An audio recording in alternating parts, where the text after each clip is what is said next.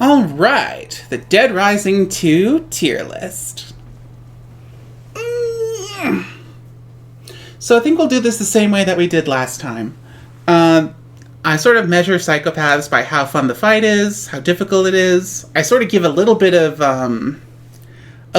weight to either the weapon that they use or the weapon you can get from them. I also sort of take into account their general theming and role in the story. But mostly it's about the impact of it.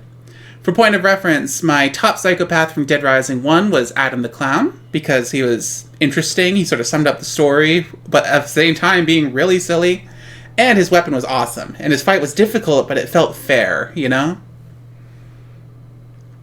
The middling psychopath for Dead Rising 1, the one I sort of think sums up, like, in my mind, the ideal middle ground for what a psychopath should be, was Jo Slade, the police officer. Because her fight was pretty straightforward, her weapon wasn't that interesting, but she was still scary, you know? She sort of represented a sort of evil that was, like, in between, you know, the good and the bad that you would find in a zombie apocalypse. It was a very interesting take. And then the bottom was the attack helicopter. No characterization, difficult fight, you know, just a pain. A total pain. Okay. Now, what order should we do these in? Because they're starting us... The list here starts with the end bosses, and then goes into the other ones in roughly chronological order. I think I'd rather do them in chronological order, personally. Although that does make me wonder where the twins fall in, because I can't remember which boss they came after. But yeah, let's do them in roughly chronological order. First up, Ted and Snowflake. Or, as from a programming standpoint, Snowflake and Ted. This is an interesting boss fight because it's so different, but at the same time still following the basic model that we've had. Fun fact, Ted, Theodore, actually uses the hostile survivor AI. Yeah. He doesn't do anything special from a psychopath standpoint. He runs at you, hits you with the butt of his gun, occasionally shoots, and he doesn't have that much health. He doesn't have the health of a psychopath. He has the health of a survivor, which I thought was interesting. Emotionally, I'd say that Ted is one of the most heart-wrenching psychopaths in the franchise. It's like, yeah, he's a bit violent, but you really get the feeling that he didn't need to be, you know? The little glimpses we get into his character are tragic, that, you know, he feels lonely. He's been really put into a corner by people and only relates to this tiger. And Chuck is not the most sensitive guy around. No, he isn't. Let's just admit that. Chuck is not a sensitive guy. So yeah, Dead Rising 2 comes out swinging with one of the first boss fights you can fight being one of the more, like, emotionally impactful ones, actually. But Snowflake is the star of the show, and she is a pretty solid boss fight. She's fast and she's dangerous, and there's just the novelty of fighting a tiger in a zombie apocalypse. It's neat imagery. And I've personally never done it, but you can fight and defeat Snowflake. Instead, I've typically, I've just gone for the taming her thing, of giving her 3 stakes. It's tricky, but it's not impossible. So I'd say that as far as a first fight goes, it's actually not that bad. There's plenty of food to eat. Snowflake is an alternate way of fighting her. And Ted is not so oppressive that it feels like an oppressive 2-on-1 fight. You've got room to breathe, basically. And it's interesting and emotional. Let's put them in A tier for now. I might actually move them up higher later, but for now, they're going to hang out in A tier. Leon Bell. Leon, you dick. Leon is sort of an evolution of the Isabella fight from Dead Rising 1, which, as I've said before, I was not a big fan of. There's sort of this get back here boss fights where the boss is really mobile in a game where you are not that mobile. and you do not have the ability to deal with mobile targets. It's not as bad. I feel like Leon stops more often than Isabella and the convicts did in Dead Rising 1. He actually, you don't basically you don't have to just wait until he crashes into something and then just, beat him while he sits there being confused why he can't go forward anymore.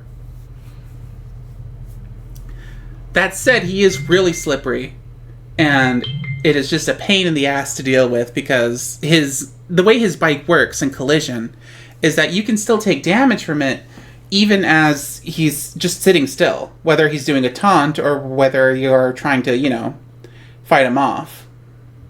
Leon he's difficult. He does not feel as hard or as annoying as Isabella and the convicts, but I still am not that fond of him. Character-wise, he's not that interesting, actually. Like, he's a rival for Chuck. He looked up to Chuck at one point. Now he just thinks that Chuck's a broken man, a total waste of masculinity in his eyes. It's aggressive and it's annoying. I sort of think about Leon like I think people thought about Kent from the first one. Although, unlike Kent, you deal with Leon right away. He's like one of the first people that you can kill in this game. So that's funny. And surprisingly, I did not, use his truck to make my own slicycle, partially because I think getting it into other zones would be so hard. If not impossible, let's be honest. So, yeah, you can get access to the slicycle from Leon, but it's not easy. Chainsaws count as large items, so you can drop them, so you can't customize the bike as easily as you can other combo weapons.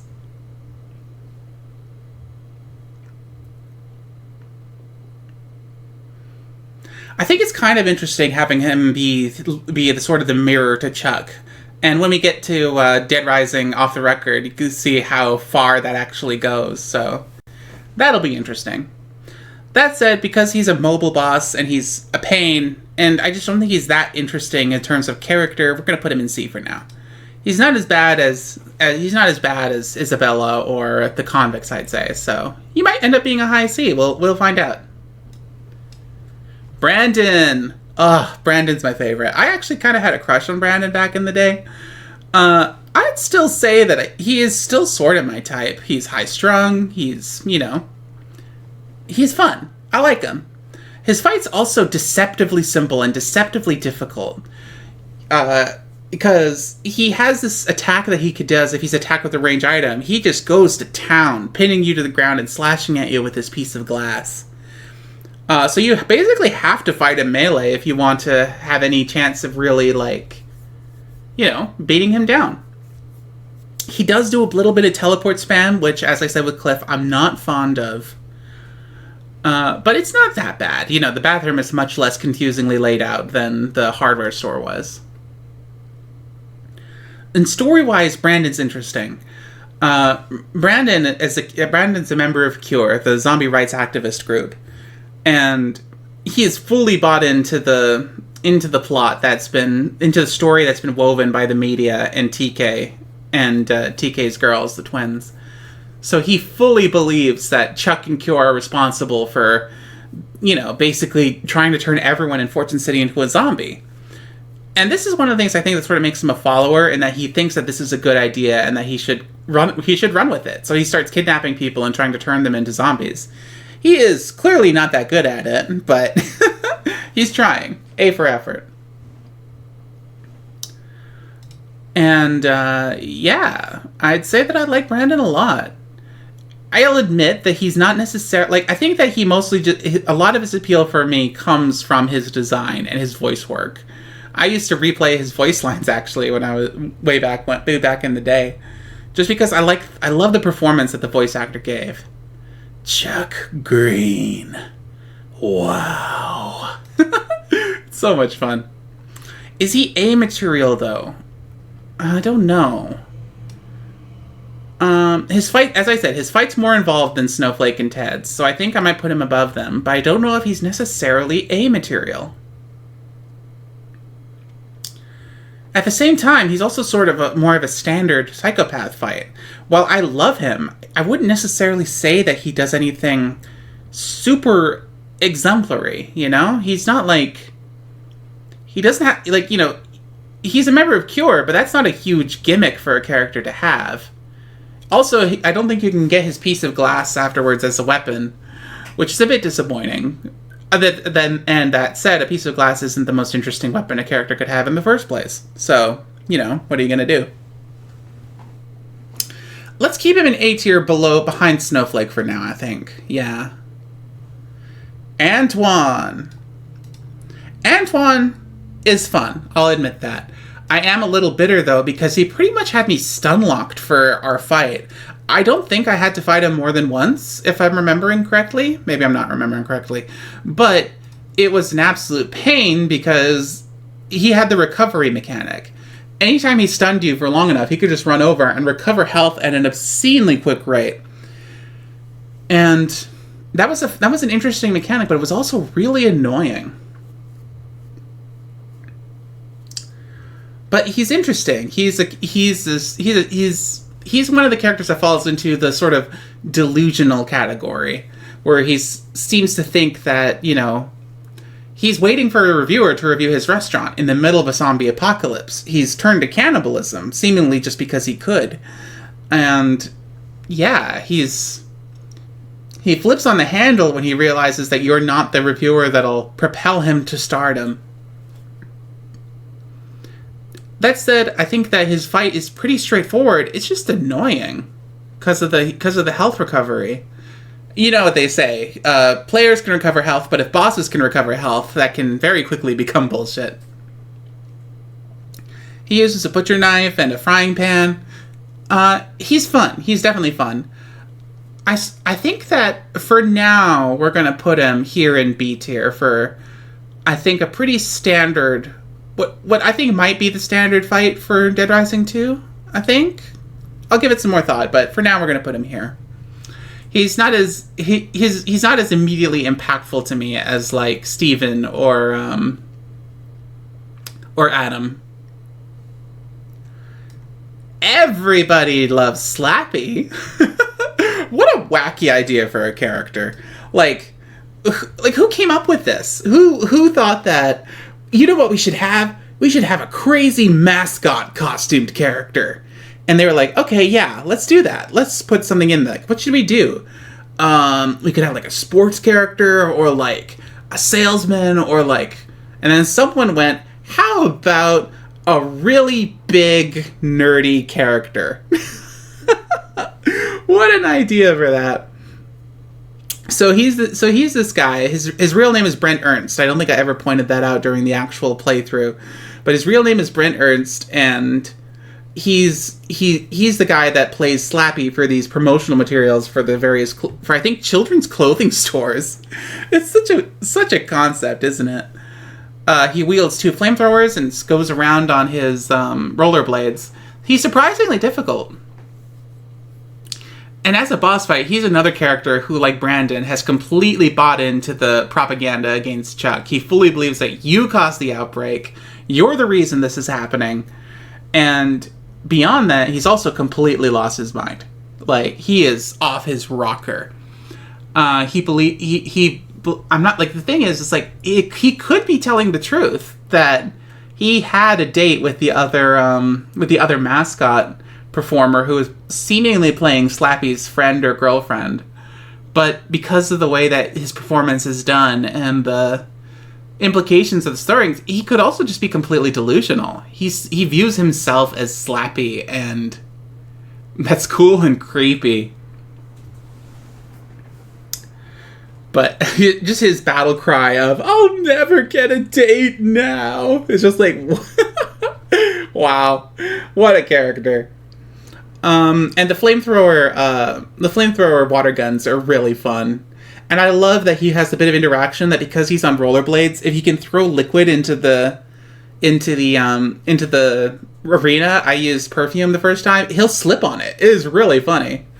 So I think that Slappy might currently be the best psychopath that we've talked about so far. The only thing that I really don't think is interesting about Slappy is, you know, just the fact that he's a mascot of this weird nerdy kid. Like, that's the only thing. Like, But the funny thing is I don't know if it would necessarily be more endearing if he was something else. Like, if he was dressed up as, like, a dancing bear or, like, a tiger or, I don't know, a leprechaun. Would he be as striking? Would he be as creepy? I don't know, actually. I'm not confident enough to say that he's my favorite psychopath of the game so far. I'm not confident enough to say that. But he's definitely up there. He's definitely higher than I think I actually expected to put him. Randy. He wants us to call him Randy. Randy is creepy. Randy is scary, and Randy is surprisingly difficult. He is surprisingly fast. He just goes barreling through the arena like a madman. So Randy's deal is that he is fully taking advantage of the Fortune City outbreak. He is not out of his mind. He is just violent and dangerous.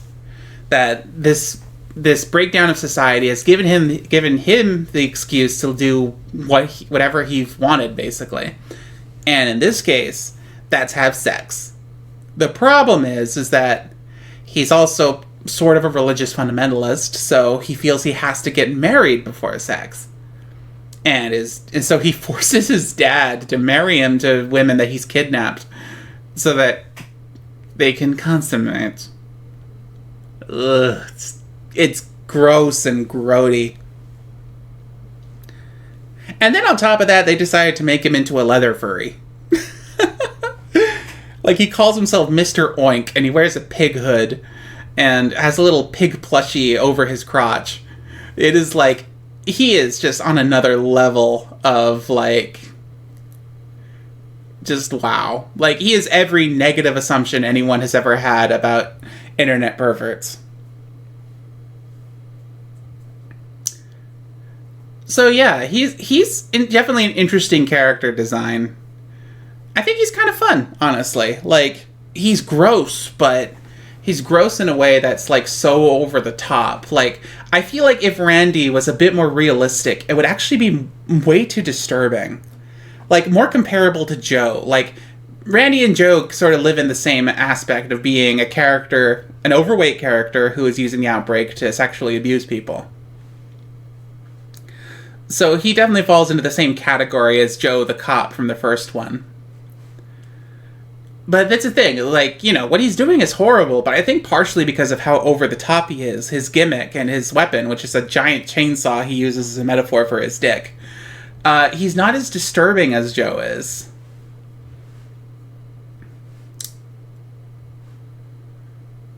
Yeah. Because if you took away, like, you know, if you took away some of the hood, I think he would just be grosser and more disturbing. The fact that he's so over the top with it, I think sort of makes him a little more palatable to me. Now, again, I will fully admit this is probably just because of my own values. I don't find, like, you know, I don't find sex to be disturbing. I don't find people who like online internet sex to be disturbing. So I have no idea what a normal person, a muggle, would think of, just a total, like, normie would think of Randy, but they probably would be more disturbed than I am. I'll put him above Antoine. I think that his fight is straightforward and it's difficult, but it's not like the worst. It can get a little repetitive as you sort of jump back and forth over the pews as he's running around until he runs out of breath, which is again a little funny. So it's a funny little mechanic.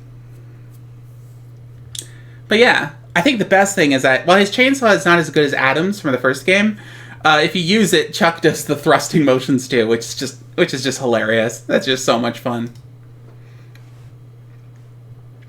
Carl might actually be one of, like, the most archetypical psychopaths, I think. Like, he might be the baseline for Dead Rising 2.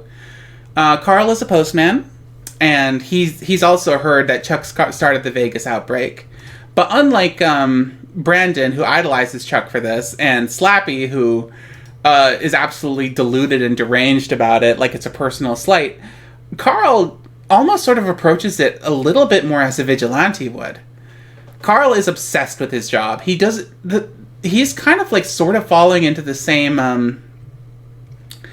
archetype as Steven from Dead Rising 1, but he doesn't seem as deluded about it. Like, he's going around trying to deliver mail during a zombie apocalypse.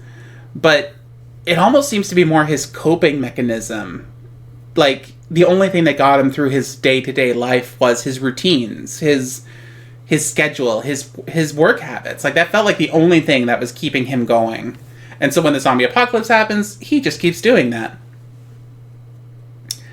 It's a little silly that, he's standing around in the middle of a zombie outbreak yelling that he needs a signature for it to deliver his packages. But, hey, it can't all be perfect. He uses mail bombs, which is interesting. I think it's, it's in the same vein. He's sort of he's kind of like a combination, in my opinion, of Stephen and Paul from Dead Rising 1.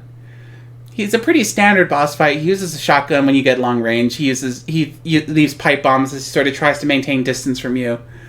But he's fun. He's straightforward. He's a pretty solid fight, I'd say.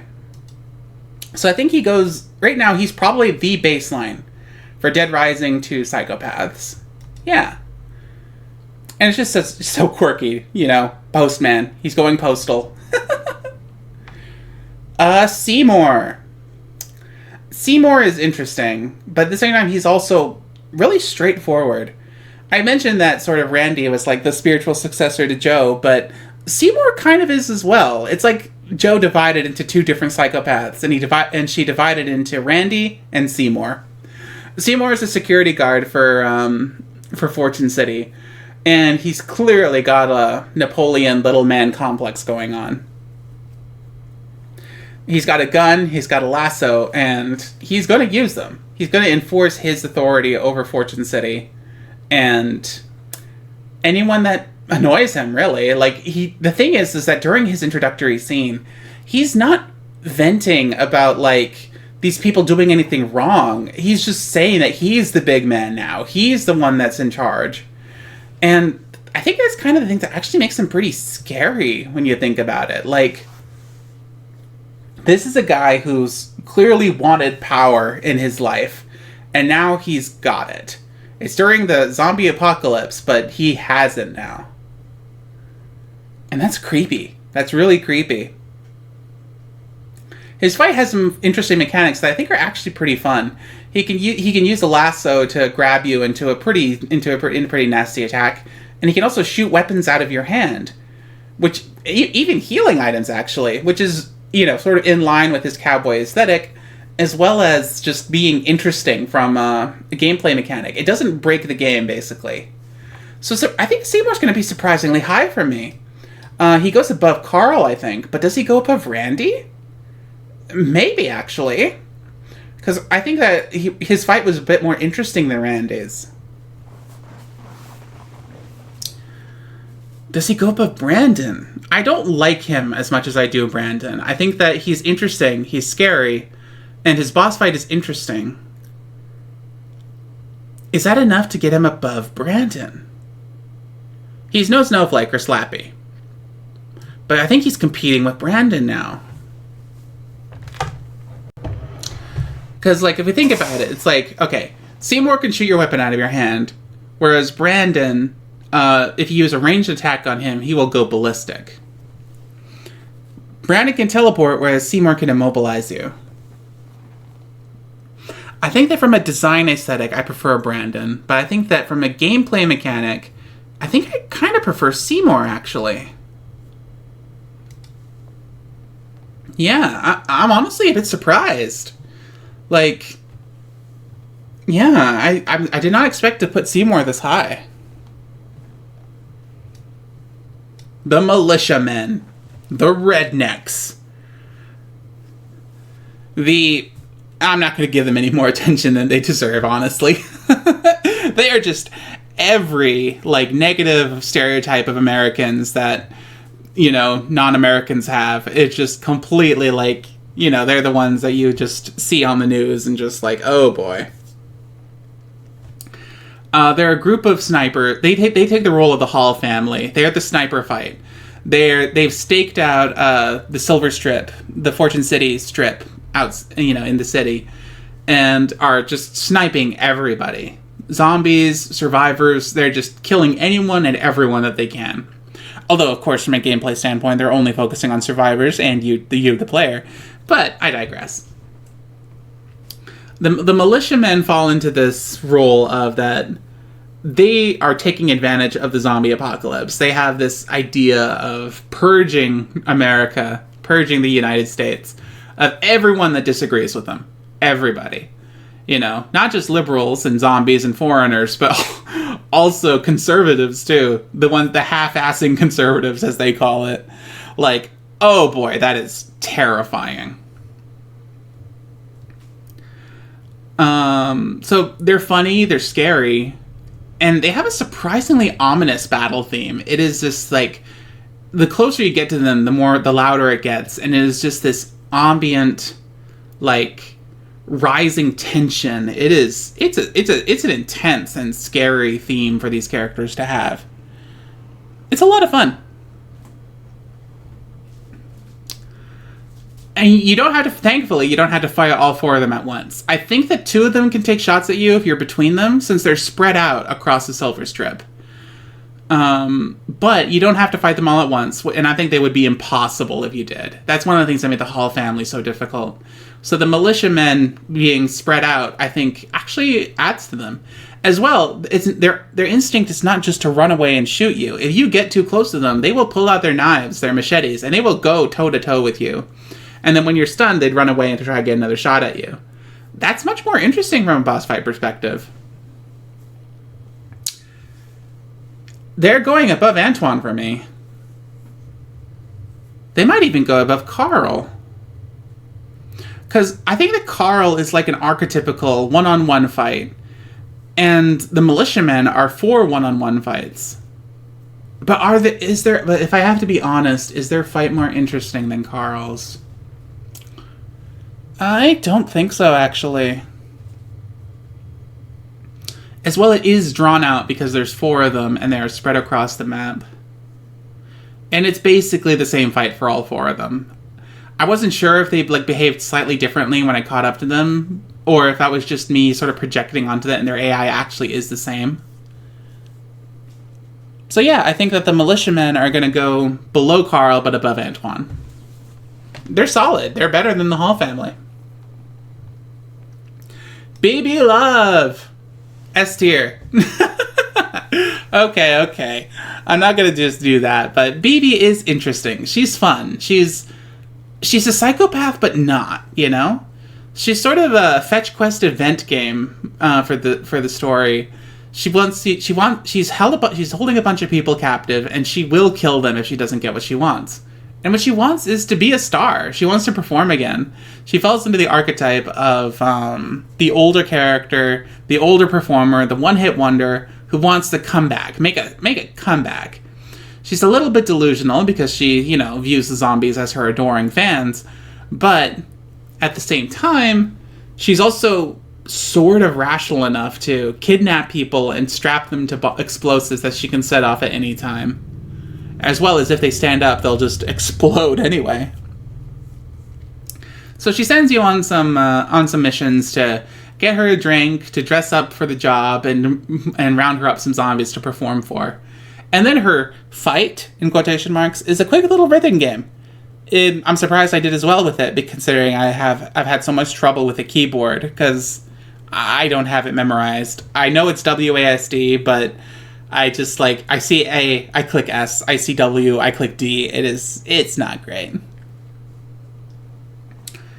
So character-wise, I love BB. She is a lot of fun.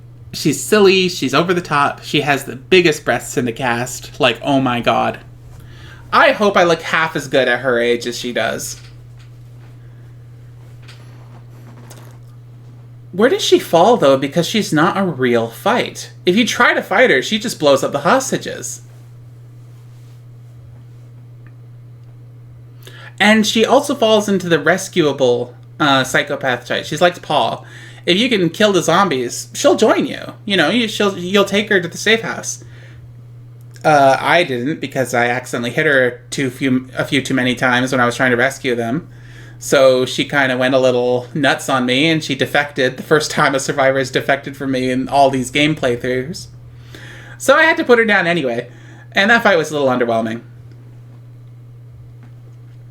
I like BB, but I don't think she's necessarily a good psychopath fight. I'll admit it. So I think that I'll have to put her below Antoine.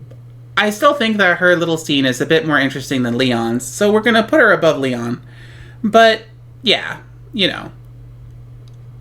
I like BB, but as the Dead Rising fight boss, she's not that exciting. Reed and Roger! These guys. Oh, these guys. They're another double fight, but I think that they're actually not that bad. They have different fighting styles for one. Roger runs around with a pair of scimitars, or however you pronounce that sword. And Reed, on the other hand, has this big firework cannon that he shoots at you. They're completely different play styles, make them much more interesting to fight, actually. And they don't necessarily gang up on you that badly. Like, Roger will run away, and Reed will sort of take most of your attention. He'll shoot at you more the further away you get from him. And I think that's actually one of the most successful implementations of multiple psychopaths in one fight. Because, you know, there's Snowflake and Ted, who are fun. But Snowflake is the real threat here. And then there's the twins, who fight the same way, which involves a lot of running away and a lot of annoying double damage. But I think that Reed and Roger actually might be the best of the three fights. I think that they're really interesting. You get Roger's weapons. I think you can actually get one of I think you can get Roger's scimitars, and you can make Reed's firework cannon weapon. So that's fun. That's interesting. But I suppose, again, to also talk about their mechanics, I think that Reed and Roger are one of the funniest. I burst out laughing again because they're introduced trying to perform the sawing a lady in half trick, and apparently they have no idea how it's done because they literally just cut her in half on stage. And it's just like, what did they think was going to happen? What is wrong with these two? And that's the thing, is what is wrong with these two? They don't seem to be deluded. They seem to have, their heads on their shoulders. They know what they're doing. They just also don't know what they're doing. They're magicians, and they're famous enough to have posters across Fortune City advertising their shows. This is not like a True Eye cult situation where they put up the posters themselves. They were being advertised from the beginning. They were like a legitimate magician pair. That's just which makes the fact that they don't know how to saw a woman in half all the funnier. I think they might actually be an S tier. They fit in with the Fortune City aesthetic. They're silly, they're fun, they're goofy, they're a little threatening, and they're mechanically interesting, being one of the few double fights I think is actually kind of fun. Yeah, I think that they've got to be S tier. Yeah. That's interesting. I didn't expect that, I'll be honest. Sergeant Boykin. I think that Boykin is interesting because he's introduced as the military guy, and going by most zombie media and from the last game, you would expect him to have a bigger role than he actually does. He's sort of like the end of the comedic story that Dead Rising 2 was telling.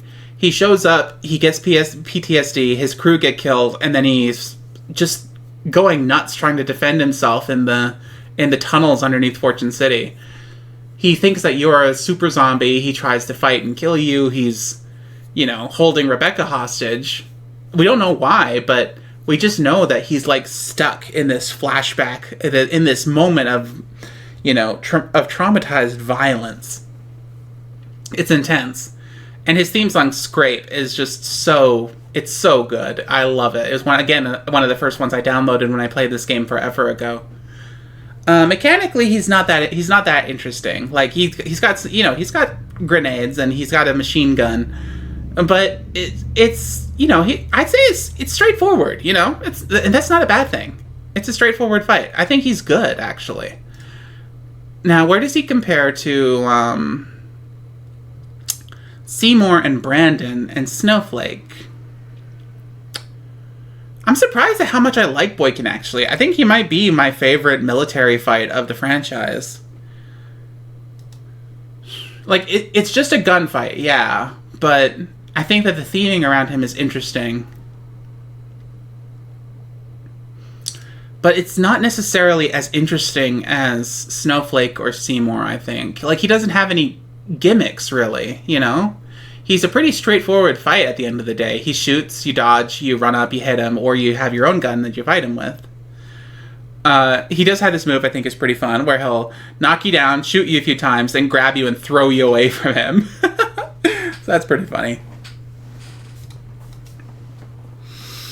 I think that at the end of the day, he is more interesting than Brandon. I think I have to admit that. Like, I love Brandon. Brandon, I think, character-wise, is one of my favorites, but the more I think about it, there's just fights that are more interesting than Brandon's. Okay. The twins. The twins are annoying. They're really annoying. The twins, as twins, wield the same weapon, this long curved sword, and they have basically the same AI. They sort of take turns, one will come at you, the other will run away, and then they'll swap. One will come after you, the other will run away. It's oppressive, it's annoying, it's a get back here fight, but at the same time they also do a lot of damage.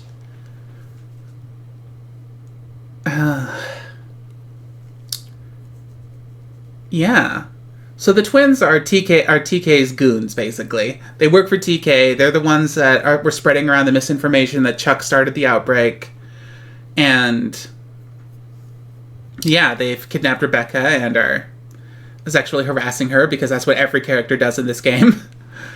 And yeah, then they try to fight you to sort of cover up their involvement. They're a pain in the ass. I think that of the three double fights in this game, they are definitely the bottom. But the question is, where do they go then compared to other characters, other fights? Let's see here. I think that they're above Antoine. Their fight is annoying, but it's not that bad compared to Antoine's healing spam. And they're sexy, I'll admit that.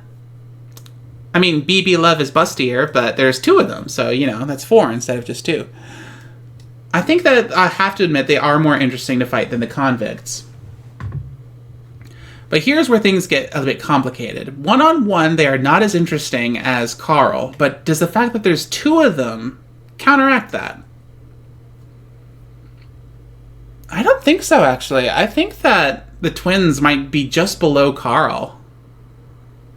Because they're similar to Randy in that Randy has a fast attack, goes up you, does a lot of damage. The twins are pretty fast, and they do a lot of damage, but the difference is that they run away, which is significantly more annoying. Carl runs away, but there's only one of them, so yeah, I think the twins are going to go below Carl. Yeah, they're not that great, but they're not terrible either. Okay. TK. TK is interesting. For one thing, he's a really weird character to have as the final battle in this game. And he sort of fills the Carlito role, but from the reverse. His motivations are entirely selfish. He's trying to get money, he's trying to take Fortune City for all it's worth, and yeah, he doesn't care who dies. Not even he doesn't seem even impacted at all by the twins dying or his henchmen. If anything, he just seems more annoyed than anything. TK's got three sort of quasi fights, I'd say. The first one is the train in the underground, where you have to race after him and then fight your way across the train to reach him. And his reaction to that is just to cut the train, to leave you behind and continue going on. Which is pretty funny. The second fight, again, it's another vehicle fight. It's another helicopter fight. But this one I think is actually interesting. It's completely different than the first helicopter fight in the first game, because you've got the helicopter tethered. So you're trying to destroy the rotor while the helicopter can't fly away. It can still, absolutely destroy you if you don't know what you're doing. Like, on PC, I don't know how to do the forward dash, for example. But it's an interesting fight. It's actually pretty fun. I would put the helicopter fight surprisingly high, like in B or something. And then his final fight is also a lot of fun. He's kidnapped Katie and Stacy, and he's going to feed them to zombies on this winch, and the winch is constantly lowering. And if you leave him alone, he will kick it, and it'll go even faster, so you'll lose more time. You can wind it up, but if you do that, he'll try to stop you. And he's got like 2 or 3 major attacks. If he has a machine gun that he'll shoot at you if you try to run away from him but stay within eyeshot. If you try to get into the maze behind there, he'll set it on fire using the fireworks that the Terrorist Reality set uses. And then, of course, he'll just beat your ass with his microphone. So as far as final bosses go, I'd say that TK is actually pretty cool.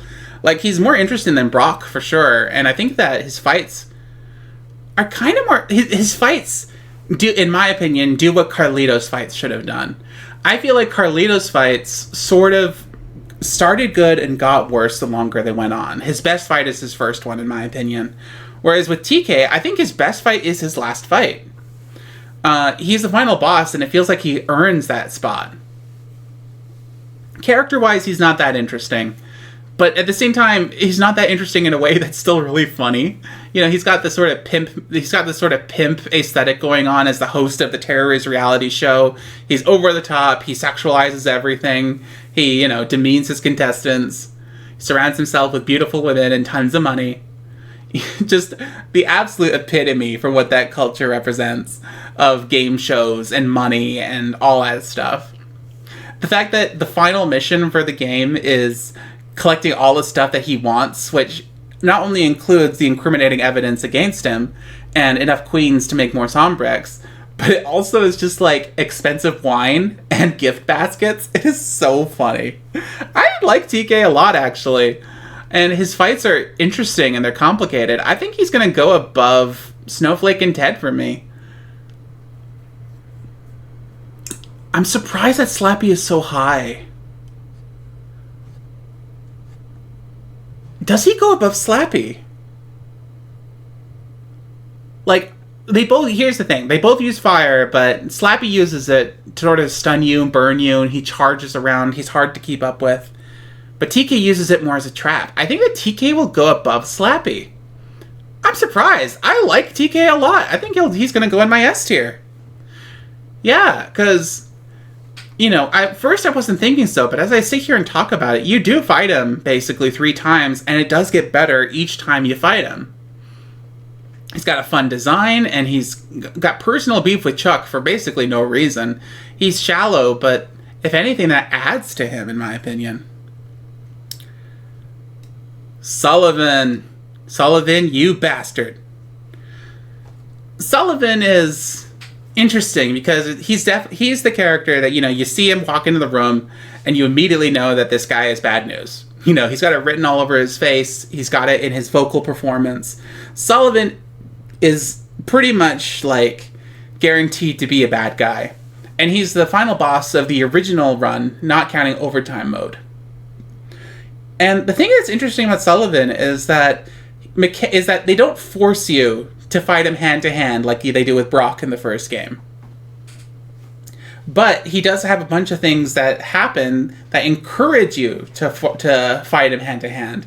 He takes the most stun lock from being hit with a hard hand-to-hand attack, like the drop kick or a charged-up lariat punch. Other than that, he does not take that much damage from weapons. I would say that his fight it's a bit tricky. I lost a couple times to him. One of which, he did a move on me. I don't even know what he did, but he basically took me down to no health in one shot. It was crazy. And character-wise, Sullivan is interesting. He's falling into the line. He's like towing the line. I made a gag during the gameplay where I think his theme song would be Collective Consciousness from Metal Gear Revengeance, because he is working for Phenotrans. The big reveal is that Sullivan is the one that's been organizing the things to collect queens to manufacture Zombrex, because people who don't get their Zombrex turn into zombies. And so it's Sullivan's job to start outbreaks, to harvest the queens, and to ensure that, things keep trucking along. He claims to not be interested in money. He claims to be doing it for the good of the country. And he claims that everyone has a role to play in that. He definitely represents the fear of control when it comes to what the government and what companies will do. But I think the interesting thing is that he doesn't necessarily seem to be a government character. He definitely seems to be more corporate. Like, I don't think that I can't remember for sure, but I think that he exclusively works for Phenotrans. I don't think he's like military or anything like that. So his fight does suffer a little bit from just being the standard one-on-one, hand-to-hand fight. And he's difficult. I'll admit that. He's difficult. He's got a helicopter flying around him that'll occasionally launch a missile down at the site, which, this is really cool, actually. It does tear apart the arena that you're standing on. And, yeah, he'll sometimes throw you off or knock you off the scaffolding that the two of you are standing on. So he's annoying, but it is cool. I feel like it could have been more climactic. Like there's no denying that, when you're fighting Brock, you're fighting him hand-to-hand on a tank surrounded by an ocean of zombies. Whereas with Sullivan, you're fighting him on these scaffoldings on the top of a roof as the zombies are slowly mowed down by this helicopter. It's a completely different aesthetic.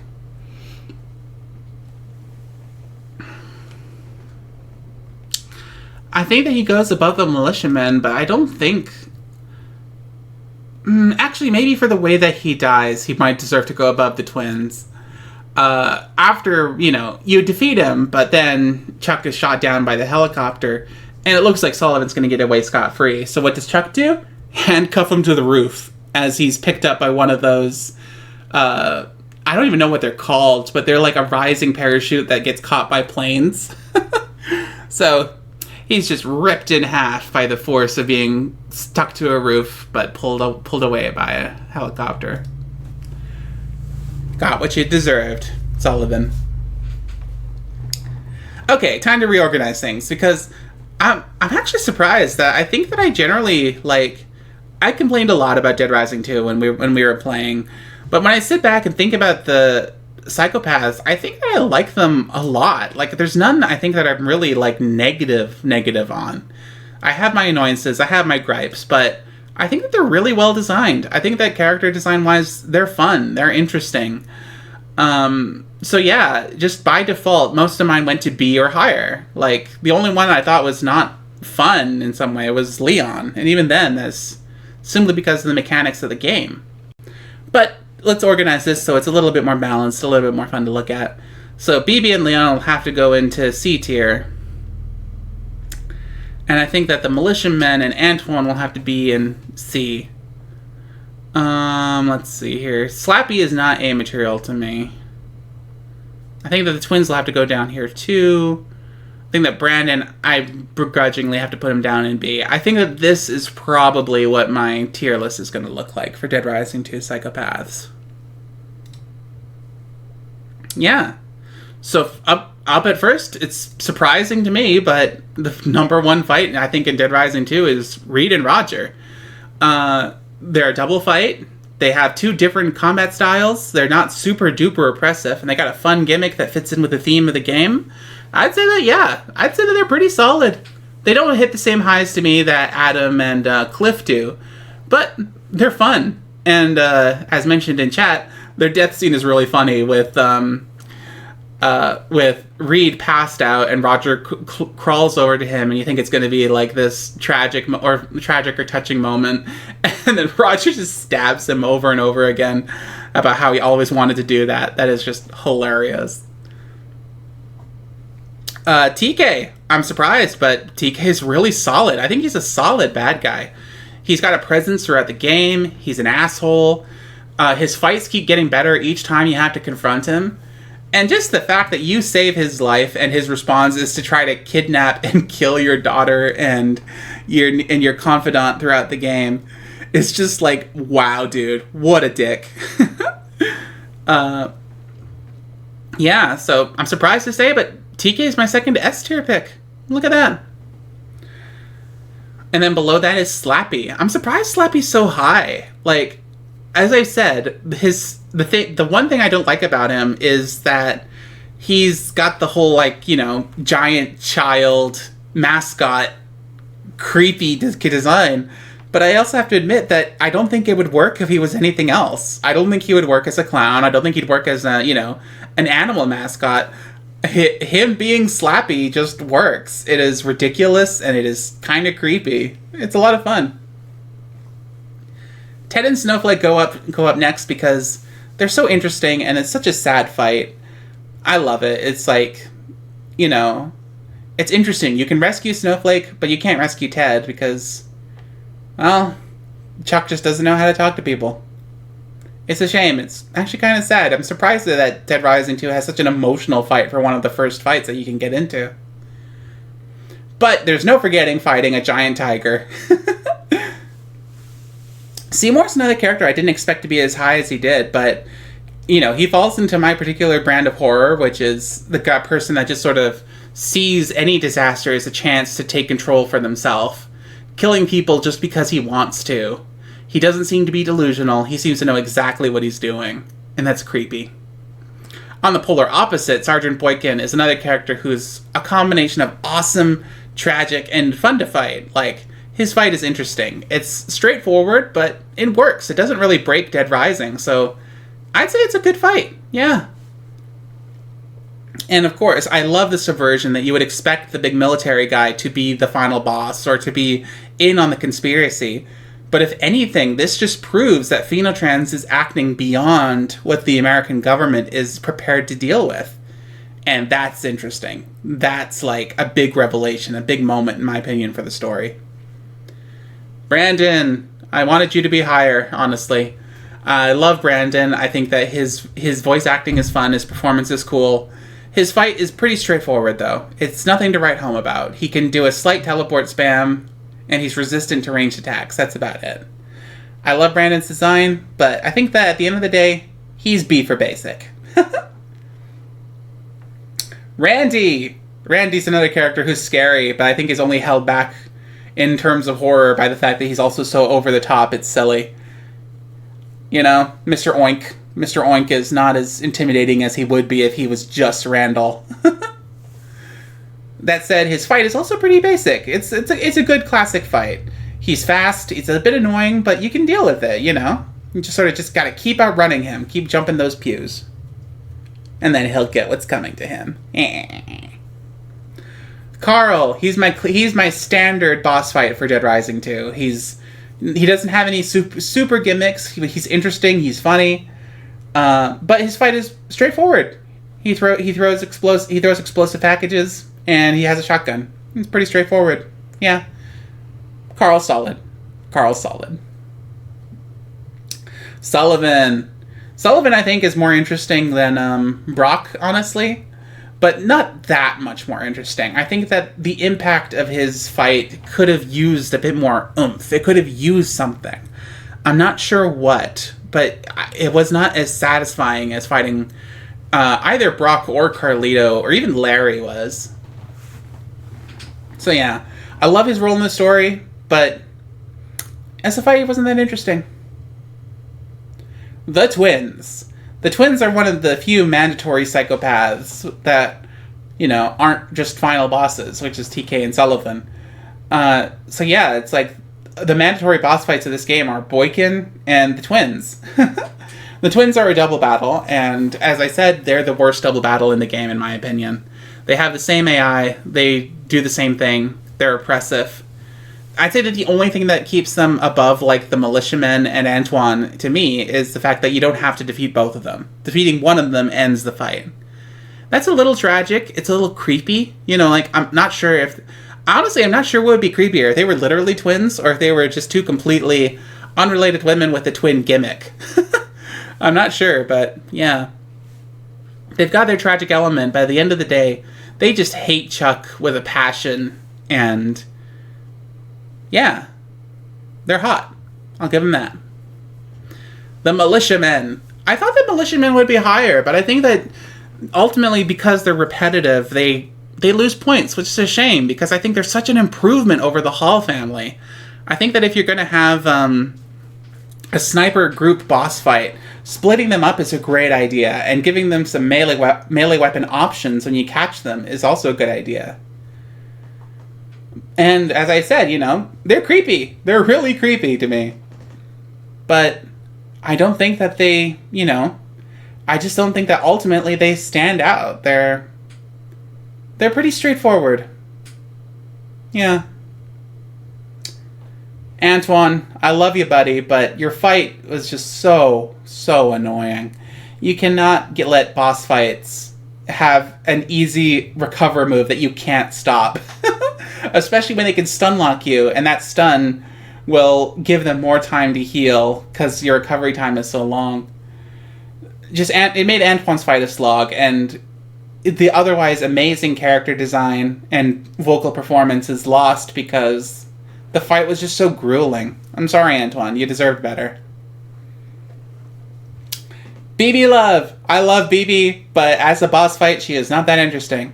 If this was a character roster, just purely by character and their design, she'd probably be near the top because I just love her. She's so much fun. She's so goofy and over the top. And as I said, I wish I looked half as good as her when I'm that old. Leon. The funny thing, Leon, is I said that he was better than Isabella and the helicopter. But the funny thing is that this game, all of their characters are better than Isabella, the helicopter, and the convicts. All of the fights are better than those three, which then means that just because Leon was better than them, he ends up at the bottom. I'm sorry, Leon. Hyper-mobile characters to fight in a game where your character is significantly slower and can't really aim while walking, it's just sort of inevitable. Just mechanically, it's difficult. It's too difficult to be fun. So that's my Dead Rising 2 tier list. Yeah. I'd say that was a lot of fun. I think that, as I said earlier, I like most of the Dead Rising 2 Psychopaths a lot more than I thought I did. I think that they all have really interesting music, their designs are fun, and they sort of generally fit in with the vibe of Fortune City. Their weapons also tend to be more interesting. I think the fact that a couple of them are combo weapons, I think also really ups the sort of vibe of fitting in with Dead Rising 2 mechanically. Yeah. So I have my problems with Dead Rising 2, but the Psychopath roster is not one of them. I had a lot of fun with these fights and these characters. And whatever bullshit they threw at me, it was fun to overcome them. Yeah. And so with that, we're done with Dead Rising 2. Yeah. That's it. Unfortunately, we can't do Case Zero or Case West because they were never ported to PC, so we're sort of just stuck with these. What happened in Case West is that after everything that happened with TK and the Dead Rising 2 ending is that Frank comes in and rescues us. Frank then bails us out, and he elicits our help to find out what's going on. We break into Phenotrans's lab, and then we fight the guy who literally started the Vegas outbreak, this massive man named Harjeet, I think his name is. And we also discover that, supposedly, there is a permanent cure to zombie infection. As the head of Phenotrans, a woman named Marion, who we'll see in Dead Rising 3, has supposedly been cured permanently of her zombification. But unfortunately, she's not ready to share it with the world because Phenotrans does make enough money that there's no business in curing people, basically. So we find out that Isabella is willing to do anything to try to find a permanent cure to the zombie apocalypse. And she was Frank's agent on the inside, because of course she was. It's Isabella. But yeah, Chuck's name never fully recovers from the Fortune City incident. And he still has to get Zombrex for Katie. And that's where the Dead Rising 2 story ends. It's definitely a lot more tonally fun and goofy than Dead Rising 1 is. I'll admit that. It's much more silly. It's much more over the top and fun and silly. It does not leave the same sort of like grim bitterness that the first game did, which I kind of miss. I like that in my zombie media, but that's just me. Thanks for coming, everybody. It was nice to hang out, finish up Dead Rising 2, and yeah, I had a good time. And I hope to see y'all again later.